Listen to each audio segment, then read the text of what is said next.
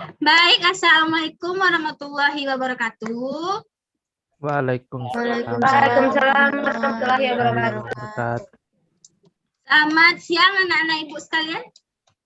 Yang Apa kabarnya anak-anak ibu nih? Mana teman-teman yang lain nih? baik. Lagi kerja mungkin. Ketua Dafa, mana teman-temannya nih? Ada yang sholat, Bu. Rio sholat. Ya, Oh, ada yang ada yang sholat, ada sholat. yang ujian juga, Bu. Ada yang apa? hidup. Ujian. Ada yang ujian juga. Oh iya. Ya ibu Iya. karena ngambil jam siang ya, jadi anak-anak ibu kabur semua. Nah, Bu. Baiklah, nggak apa-apa. Murid ibu satu juga nggak apa-apa bagi ibu. Kita lanjut aja ya anak-anak ya. Apa materi kita pada siang hari ini? Nggak Saya tahu, Bu. Miftah Rahmi, apa materi kita pada siang hari? Bu. Manajemen memori, Bu. Soalnya tadi udah Ibu kirim di grup. Oh iya, lupa ibu. Ya sebelum itu apa itu manajemen memori dapat? Cara ngatur memori, Bu. Ya apa tuh yang keluar? Tadi ibu agak sedikit gimana ya anak-anak ya. Tolong dimaklumi saja. Kenapa, Bu? Ibu lagi konser. Enggak. Tadi itu ibu hanya mencari waktu luang aja. Oh ini Nuzula baru masuk dia ya. Cepat Nuzula ya. Masuk. Ini absen udah diambil kan semuanya. Tadi pagi ibu buka cuma 30 menit. Cuma berapa orang tadi pagi ya? 7 orang cuma yang ngambil absen. Belum saya, Bu. Nah kan, itulah. Itu suatu kelalaian itu dapat ya. Mentang-mentang online kamu kayak gitu ya. Kenapa absennya nggak 24 jam aja? Oh itu enak sekali kalian itu. Gak ada cerita kayak gitu tuh. Gak ada dalam rumus ibu kayak gitu ya. Baiklah kita kembali ke laptop ya anak-anak ya.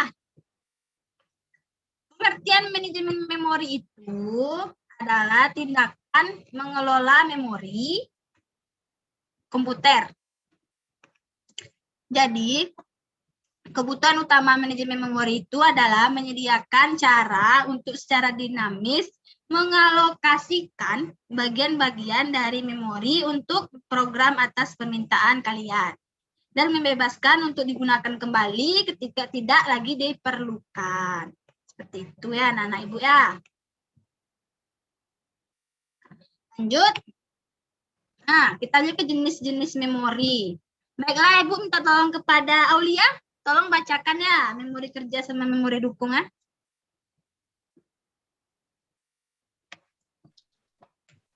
Baik, Bu.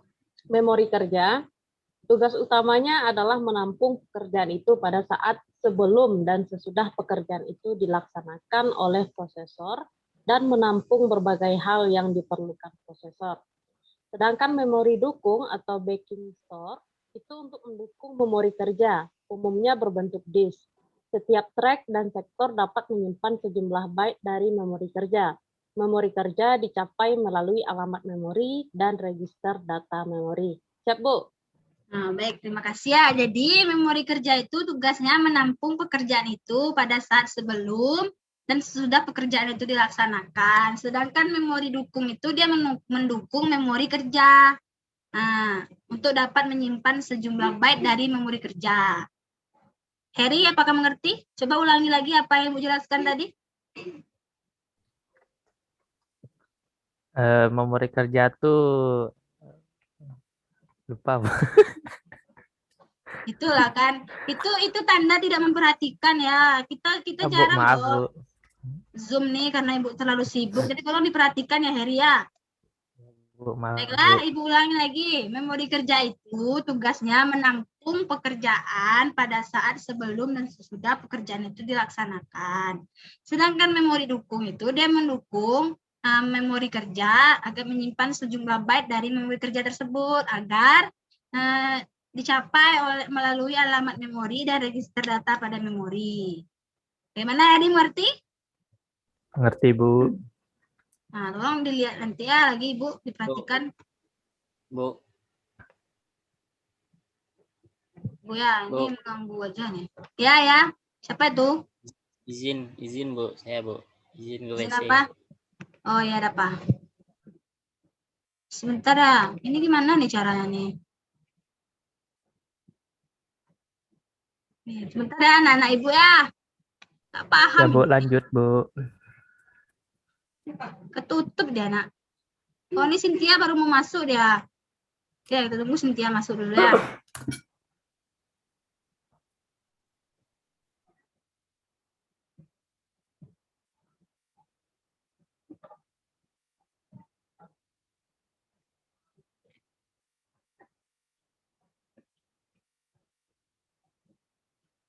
Nah, baik kita lanjutkan ya. Contoh memori kerja untuk setiap untuk memori tetap. Yang satu itu ROM, sifatnya permanen. Yang kedua yaitu PROM, dapat diprogram tetapi tidak dapat dihapus. EPROM bukan EPROM, salah itu ya. Yang ketiga yaitu EPROM, memori chip yang menyimpan data ketika satu daya dimatikan. Yang keempat EEPROM, sejenis chip memori tidak terhapus. Bu, Ya. EEPROM tuh kayak gimana tuh bentuknya, Oh, Bu? nanti Ibu jelaskannya di slide selanjutnya. Oke, Itu Bu. foto Nadia kecil dulu ya. Nadia, foto Nadia kecil dulu lucu ya, mirip tapi. Apa, Bu? Itu foto Nadia kecil dulu ya. Enggak, Bu. Oh, itu siapa tuh? Ibu pasti tahu, Bu. Oh, Ibu sudah tahu, tapi Ibu pura-pura nggak tahu aja ya. Baiklah, kita lanjutkan kembali ke laptop kita ya. Nah, ini yang pertama nih ROM, read only memory. Itu contoh memori ya. ROM. Nah, ini contoh PROM. Nah, ini EPROM chip. Nah, Miftahur Rahmi nanya tadi kan EPROM itu yang kayak mana? Nah, ini yang warna hijau nih. Nih, nampak kan Miftahur Rahmi? Nampak, Bu? Nah, itu bendanya ya, tapi Ibu nggak ada bawa deh. Soalnya itu di kampus aja. Enggak di sekolahan. Baiklah, kita lanjutkan ya. Contoh memori kerja untuk memori bebas adalah RAM. Nah, ini gambar RAM nih ya. Nih, ini gambar RAM nih yang warna hijau nih. RAM ini dapat diisi dan dapat dibaca. Maka ciri utamanya yaitu dapat diisi dengan informasi terbaru dan isi akan hilang jika catu dayanya padam. Misalnya kalian hidup laptop kan. Nah, terus pas kalian hidup ke laptop tuh RAM tuh berjalan ya. Tapi kalau mati laptop kalian tuh dia mati juga gitu. Itulah bahasa apanya untuk anak ya. Bu, Heri ini enak kali makan dari tadi, Bu. Dari tadi mentang-mentang saya nggak marah ya.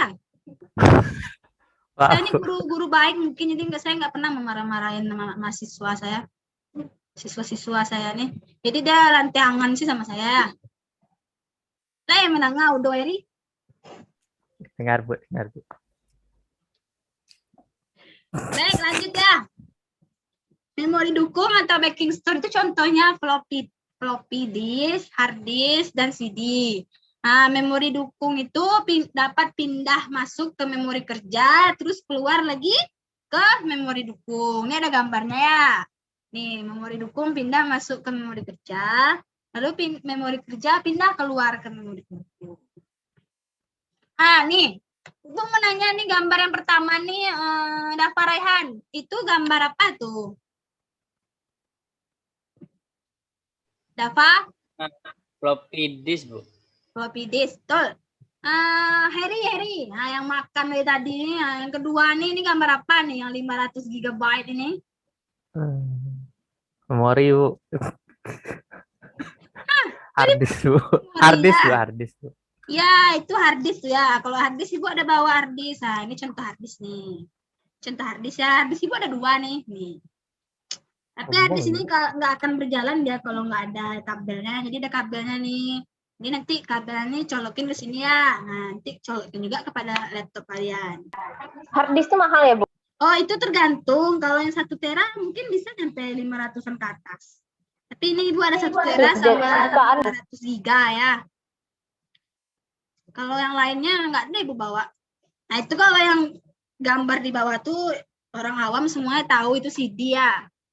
Nuzula, Sauma itu ngapain kalian Nuzula? Nuzula? Nggak ada, Bu. Ini mana nih kok mukanya nggak ada? Lagi di luar, Bu. Sopan kali ya siswa-siswa saya nih. Baik, kita lanjutkan saja ya. Nanti kalau nggak ngerti itu salah kalian sendiri karena saya udah berbuih-buih berbicara di depan ini ya. Lanjut ya. Fungsi Lanjut, Bu. manajemen memori. Heri, tolong bacain tuh 1, 2, 3, 4. 1. Meningkatkan kinerja atau utilitas CPU. Yang kedua, meningkatkan efisiensi pemakaian memori yang terbatas. 3. Mengelola informasi yang dipakai dan tidak terpakai. 4. Mengalokasikan memori ke proses yang memerlukan. Baik. Itu yang pertama itu meningkatkan kinerja atau utilitas CPU. Siapa tahu nggak itu CPU itu apa? CPU itu apa? Nggak minyak urut dah ya. CPU itu nggak minyak urut. Apa CPU itu? GPU. Iya, GPU. Lupa Ibu. Ada malum lah Ibu udah tua ya. CPU itu loh yang untuk di komputer itu, yang peta itu. Nah, itu CPU. Nggak ada juga Ibu bawa karena itu besar kan. Harry saya yakin dia punya tuh di rumah. Yang kedua, meningkatkan efisiensi pemakaian memori yang terbatas. Yang ketiga, mengelola informasi yang dipakai dan tidak dipakai. Yang keempat, mengalokasikan memori ke proses yang memerlukan. Baik, kita lanjut lagi ya materinya. Yaitu tentang partisi memori. Partisi memori ini adalah pembagian hard disk menjadi beberapa bagian yang digunakan untuk mempermudah manajemen file. Jadi dibagi-bagi partisinya tuh. Baiklah, partisi memori ini ada 2 jenis, yaitu fixed partitioning. Pada awalnya digunakan equal fixed partitioning, jadi memori akan dibagi menjadi beberapa bagian. Bagiannya tuh sama besar dan akan diisi oleh beberapa program. Contohnya, misalnya Harry mempunyai 64 giga. Terus nanti dibagi menjadi beberapa bagian, menjadi misalnya jadi 8 bagian. Jadi setiap memori itu mempunyai 8 GB per bagian gitu. Jadi sama rata, nggak ada yang 7, nggak ada yang apa. Itu makanannya enak sekali ya Nadia, apa itu? Ini enggak bakso buatan Ibu, Bu. Oh ya, Ibu udah jarang sekarang megang alat dapur ya. Ya, Jadi yang kedua, dynamic partitioning itu tuh memori dipartisi menjadi bagian-bagian dengan jumlah dan besar yang tidak tentu. Jadi beda dengan fixed partitioning ini. Kalau fixed partitioning ini bagiannya sama dan besarnya sama juga. Tapi kalau yang dinamik ini jumlah dan besarnya itu tidak tentu. Jadi mau berapapun dia bisa. Bagaimana Dava? Mengerti? Di mana nih mahasiswa Ibu udah hilang semuanya, nggak ada lagi mukanya nih. Nah, Dava segar kali dia. Baru ngapain kamu Dava? Baiklah, lanjut ya. Ciri-ciri jenis partisi. Ini ciri-ciri partitioning ini ciri-cirinya pembagian memori ditentukan di awal dan tidak dapat dirubah. Itu kata Ibu tadi, kalau misalnya udah dibagi menjadi 8 bagian, dia nggak bisa lagi dirubah itu karena udah ada syaratnya tertentu ya. Ini sepertinya Cynthia ini nggak ada koneksi internetnya. Di mana dia? Siapa yang tahu Cynthia ini dari mana dia? Halo Bu, baru Tadi masuk gunung, Bu. Bu. Nah, mana mukanya Cynthia? Ngapa baru masuk? Tadi udah masuk Bu. Itu Di mana Jaringan- Cynthia sekarang nih? saya sekarang di kos Bu. Wifi kos saya ini bermasalah Bu. Paket nggak ada. Paket Kemendikbud belum ada datang. Ada. Lanjut aja nih ya, nggak Ibu ulang hari pertama ya Cynthia ya. Bu, nanti saya tanya aja sama teman Bu. Ya. Saya udah paham soalnya. Udah Ibu kirim juga kan materinya di grup? Ya, udah saya baca Bu. Ya. Itu murid teladan itu namanya ya, dibaca dulu sebelum belajar. Tolong dicontoh itu Harry, Cynthia-nya Harry ya, jangan makan aja udah nih. Iya, Bu. Maaf, Bu. Nah, lagi Ibu Yang lanjut Heri itu ya ukuran. pemalas dia sama Bu. Iya, biasalah Cynthia. Harry itu emang kayak gitu dia. Nanti Ya, Bu. lihat aja lah, nanti laporan merah. Jangan gitu, Bu. Aduh. Itu foto Ibu cantik sekali ya, terharu. Itu Nadia fans sama Ibu. Iya, dia ada waktu itu ngajak Ibu foto berdua, katanya ada tugas tertentu gitu ya. Ini tadi Nadia nih membuat rusuh suasana kelas ya. Kok bisa kita foto, Bu? Nggak tahu, kemarin kan kamu yang stopin saya di jalan. Nanti jangan Bu, cantik keluarkan kali. foto-foto yang aneh anak dia ya. Nah, nanti Iya, kamu Bu, maaf, Bu. berurusan sama saya nanti. Oh, siap, Lanjutkan nih. Kita nggak ada bercerita kayak di kelas ya. Soalnya waktu saya ini singkat. Baik, Lanjut, Bu. lanjutkan. Ibu, Ukuran partisi bisa sama atau berbeda, atau dengan istilah equal size atau unequal size. Nah, yang ketiga, ukuran program besar dari ukuran partisi. Yang keempat, penggunaan memori yang tidak efisien. Baik, lanjut. Yang selanjutnya, ciri-ciri dynamic partitioning. Ini alokasi memori ditentukan saat runtime.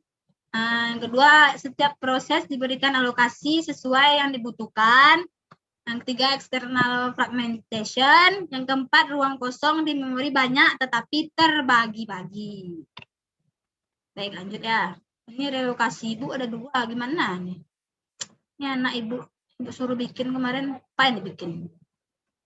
Baiklah, syarat pengelolaan memori. Yang pertama itu relokasi. Prosesor dan sistem informasi harus dapat mentransfer memori referensi. Yang kedua itu lupa Ibu apa tuh ya. Pokoknya yang kedua tuh user tidak boleh mengakses beberapa bagian dari wilayah sistem informasi. Yang ketiga itu sharing, yaitu memori sekunder pada manajemen memori dapat mengontrol sharing area pada memori. Yang keempat, organisasi logika atau sistem operasi dan hardware berusaha untuk dapat berhubungan dengan user program dalam satu modul. Yang kelima yaitu organisasi fisik, harus ada pengaturan yang jelas antara memori utama dengan memori sekunder pada long term scheduling. Apa itu long term scheduling? Itu apa tuh? Siapa yang tahu? Yang tahu Rahmi apa tuh? Saya tahu, Bu. Cynthia apa tuh? Apa tadi, Bu? Itu long term scheduling. Schedule masa panjang. Penjangka masa panjang. Gimana Cynthia nih Ya, bahasa Bu. Inggrisnya? Oh, ternyata udah habis Itu lagu bahasa materinya. Inggris saya Cemin. Pengulang ya. Ternyata Oh, udah iya, Bu. selesai ya materi ya. Baiklah, sampai sini. Selesai aja, Bu. Ibu, apakah ada yang ingin ditanyakan? Nggak ada, Bu. Paham. Udah paham, berarti bisa nih besok minggu depan kita ujian materi kita dari storyboard, dari manajemen memori, pokoknya semua ya. Bisa berarti ya?